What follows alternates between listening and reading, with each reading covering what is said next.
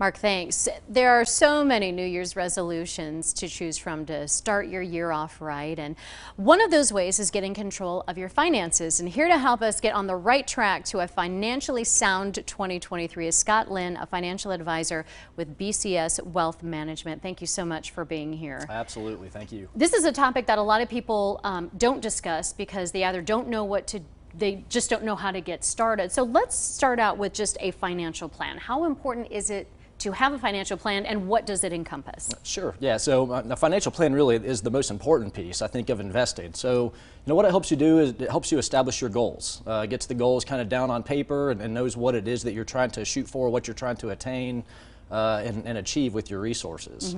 Mm-hmm. The second thing it does is it creates a roadmap, how to achieve those goals. So what kind of strategies do I need? How much should I be saving? When can I retire? So it sort of creates a roadmap on how to achieve those goals. Mm-hmm. And then the third thing I think a plan does is it helps us remain disciplined to those strategies as well. So that was, extremely important, obviously, last year in 2022 when we saw some volatility in the market. Sure. To make sure that you had some sort of plan, that you could remain disciplined to, and still, be able to achieve those goals. So, sure. Yeah. Okay, so after we get our financial plan kind of in order, there's a thing called a portfolio and we need to rebalance it. Right. Again, that's, kind of going back to 2022 and looking at the volatility of the market. So, markets move up and down. If you're trying to achieve a certain level of risk or a certain rate of return in a portfolio, as markets move, we can get out of balance. We maybe own too much equities, too few bonds, or it could be the other way around. Sure. So, again, that goes back to that third point of a financial plan is staying disciplined. So, once those things kind of get out of balance, you want to review that, make sure you're back in balance and, again, to achieve those goals and sure. Again, helps us remain disciplined.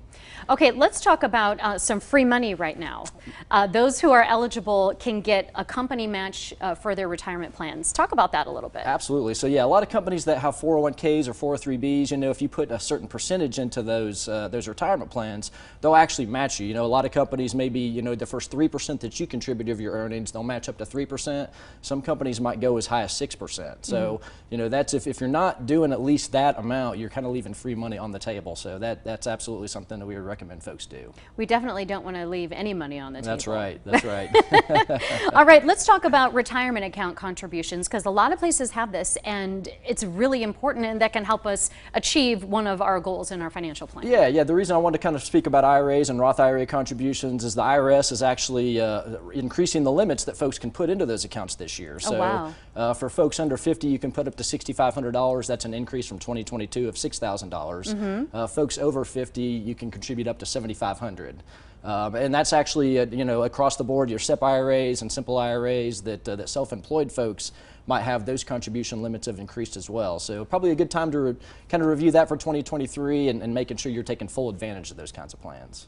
This is a big deal. And it takes some planning, and it takes sitting down and doing this. Now, if someone who's listening to us right now is thinking, okay, this is all a foreign language to me, how do we get started in doing this? Right. Well, I mean, first of all, I would say contact us, right, or your financial advisor, someone that can kind of help you again create that plan, mm-hmm. create those roadmaps, help you remain disciplined.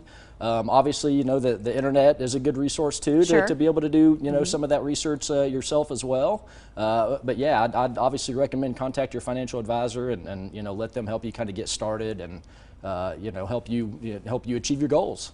It's daunting but doable. You got it. That's right. That's right. Scott Lynn, thank you so much for joining us. A lot of great information today. Thank you much. Appreciate it. All right.